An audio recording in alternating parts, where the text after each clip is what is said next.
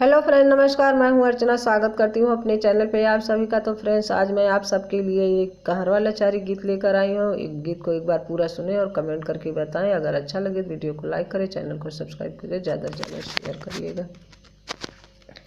हरी गड़ी गईले गड़ी गईले गड़ी गईले हो, अंगूरी बीचे कटेवा गड़ी गईले हो, अंगूरी बीचे कटेवा गड़ी गईले हो।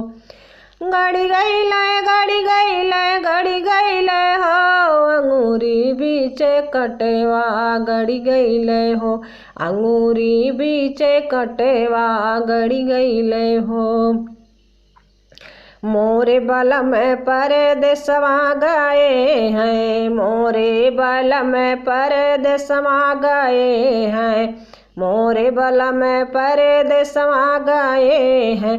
के हरि हैं के हरि हैं के हरि है हो, के हरि हैं के हरि हैं के हरि है हो, मोरे अंगूरी के पिरेवा के हरि है हो, मोरे अंगूरी के पिरेवा के हरि है हो।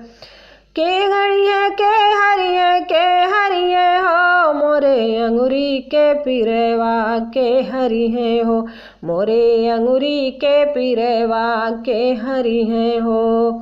गड़ी गईले गड़ी गईले गड़ी गईले हो, अंगूरी बीचे कटेवा गड़ी गईले हो, अंगूरी बीचे कटेवा गड़ी गईले हो।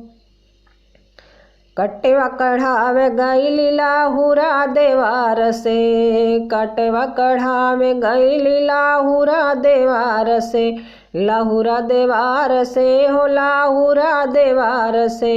कटेवा कढ़ावे गईली लाहुरा देवार से, लाड़ी गईले लाड़ी गईले लाड़ी गईले हो, लहुरा देवरा से नजरिया लाड़ी गईले हो, लहुरा देवरा से नजरिया लाड़ी गईले हो।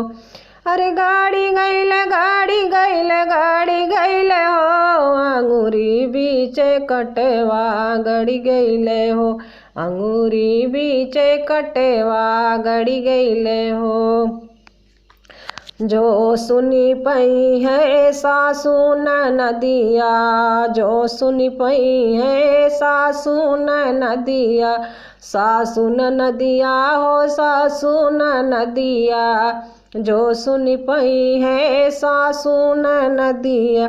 खूब बोली है खूब बोली है खूब बोली है, दिन रतिया भी रहिया खूब बोली है, दिन रतिया भी रहिया खूब बोली है। खूब बोली है खूब बोली है खूब बोली है हो, दिन रतिया भी रहिया खूब बोली है हो।